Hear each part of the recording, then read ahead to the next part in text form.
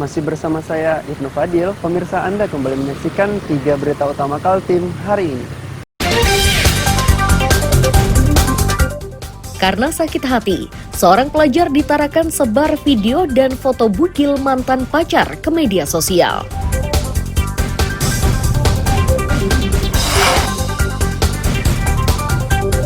Satpol PP Samarinda bertindak tegas. Barang pedagang yang dijual di atas parit disita dan diangkut ke kantor Satpol PP. Kehidupan nelayan di Desa Muara Bengalon, Kutai Timur sederhana, namun sangat mengasihkan. Simak beritanya di segmen 3.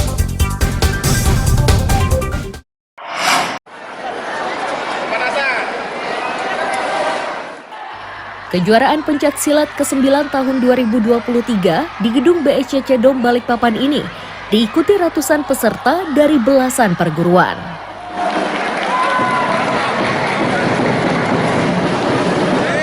Ketua Ikatan Pencaksilat Indonesia Balikpapan, Muhaimin menyatakan, kejuaraan kali ini lebih meriah dibanding tahun-tahun sebelumnya.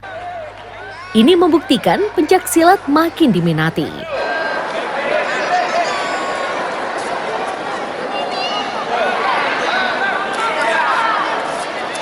Berusaha mengulang sukses yang sudah kita laksanakan kejuaraan Wali Kota Cup yang ke-8 tahun yang lalu. Kalau tahun yang lalu itu terbatas, hari ini semua kelompok ya, mulai dari usia dini, pra-remaja, remaja, dan dewasa. Kemudian tahun ini juga alhamdulillah diikuti hampir semua perguruan yang ada di bawah IPSI. Nah, ini menandakan bahwa geliat olahraga IPSI di Kota Balikpapan mudah-mudahan tetap guyup, kemudian tetap rukun, menghilangkan semua friksi, dan kita satu tekad untuk meraih prestasi di bidang bela diri pencaksilat.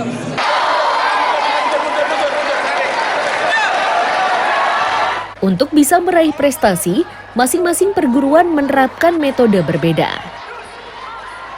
Sementara bagi peserta yang baru pertama mengikuti kejuaraan tersebut mengaku sangat bangga.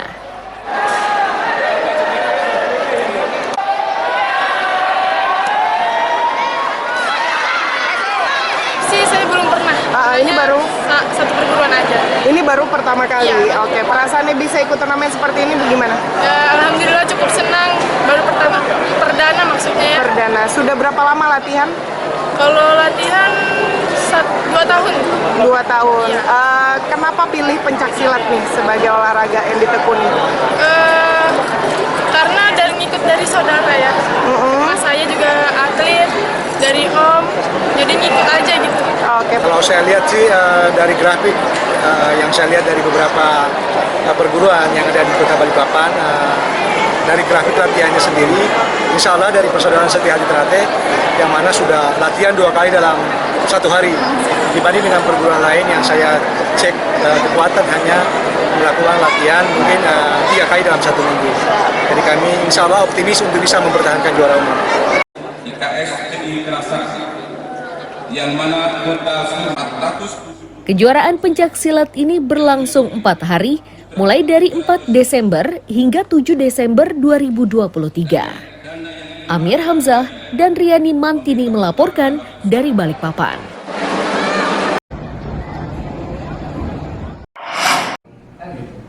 Menghadapi apa saja ya untuk menghadapi. Seperti inilah keseriusan saat sosialisasi dokumen resiko bencana tahun 2022-2026 dan dokumen rencana penanggulangan bencana tahun 2023-2027 yang digelar BPBD Kaltim di Balikpapan Senin siang. Wisata ini, yang dari wisata itu di kawasan.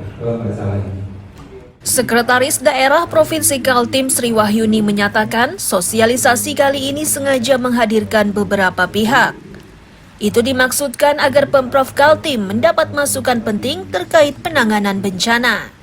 Di antara pokok bahasannya adalah banjir, longsor, karhutla, dan cuaca ekstrim. Di Provinsi Papua, ya, kita punya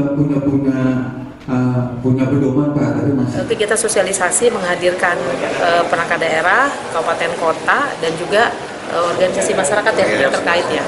Nah, harapan kita dengan sosialisasi ini kita sama-sama punya persepsi yang sama terkait dengan bagaimana memahami yang namanya resiko bencana. Apa saja potensi yang ada di Kaltim, kemudian prioritas mana yang menjadi perhatian kita. Jadi setelah ada kajian resiko bencana, kemudian juga kita menyiapkan rencana penanggulangan bencana. Nah, harapan kita nanti ke depan setelah ini akan ada rencana aksi yang bersifatnya sektoral, khususnya tadi terkait dengan bencana yang merupakan prioritas. 2022 dan 2023 berkesempatan. Ketua Pusat Pengembangan Infrastruktur Informasi Geospasial atau PPIIG menilai upaya mendapat masukan dari perwakilan Denpasar dan Yogyakarta sangat menarik. Ia meyakini teknik ini akan menambah wawasan bagi Pemprov Kaltim tentang cara dan teknik penanganan bencana. Siapsiagaan bencana yang sudah dibangun di industri pariwisata itu tentunya ada praktek-praktek baik ya yang sudah diterapkan di Bali tadi sebelum disampaikan oleh narasumber, terutama untuk aspek pariwisata, yang mana ini juga satu sektor unggulan kita di Kaltim, dan kedepannya tentunya akan semakin kita tingkatkan capaian-capaiannya. Jadi saya kira pembelajaran pertama itu. Kemudian pembelajaran yang kedua tadi sangat menarik dari Yogyakarta juga ya, bahwa mereka sudah turun sangat jauh ke level akar rumput ya, ke teman-teman di masyarakat, sehingga kemandirian mereka untuk menghadapi bencana itu sudah sangat tinggi. Nah, saya kira dua hal itu yang harus kita adopsi di Kalimantan Timur, karena kalau kita nilai sendiri tentu kita belum sampai ke sana. Berdasarkan isu strategis itu, kami menentukan tujuan. BPBD dalam waktu dekat diharapkan segera menetapkan kebijakan dokumen resiko bencana dan dokumen penanganan bencana untuk diterapkan saat penanganan. Riani Mantini melaporkan dari Balikpapan. Jadi kami melakukan review kembali untuk menyempurnakan.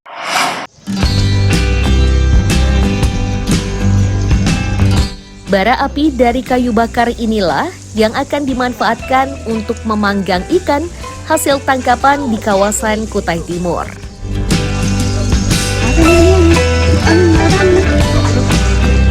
Untuk mendapatkan ikan segar, nelayan bernama Unding itu pergi memancing bersama anaknya ke laut. Hasil tangkapannya sebagian dijual dan sebagian dibagikan ke tetangga terdekat.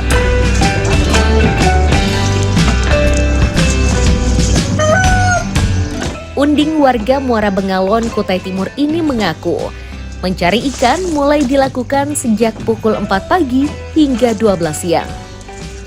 Hasil yang didapat mencapai 50 kg.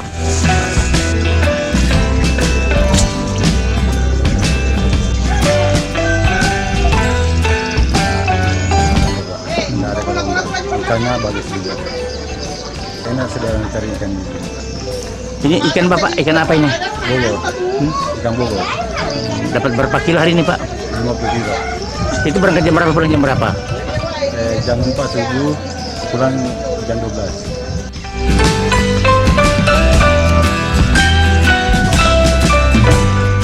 Saat Unding tiba, beberapa tetangga berdatangan. Ada yang ikut membersihkan ikan dan ada juga yang membakarnya untuk disantap bersama.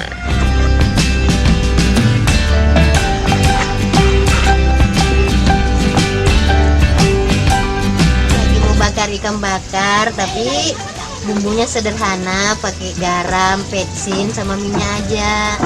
Supaya enak aja, segar, nggak terganggu rasa ikannya. Hampir semua ikan bisa dibakar seperti ini, tapi yang ini ikan Bogor dibakar. Biasanya sih ikan putih, ikan bete. Ini lagi kebetulan dapatnya ikan Bogor, jadi kita bakar ikan Bogor aja. Ikan bakar ini mereka nikmati secara bersama. Agar suasananya lebih nyaman, ikan bakar ini disantap di sebuah pondokan terbuka yang didirikan di samping rumah Unding. Adi Sagaria melaporkan dari Kutai Timur.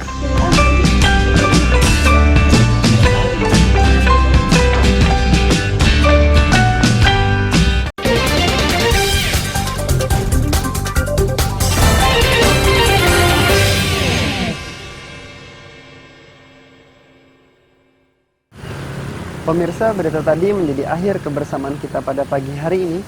Saya Ibnu Fadil dan tim redaksi pamit undur diri. Selamat pagi, salam sejahtera, dan sampai jumpa.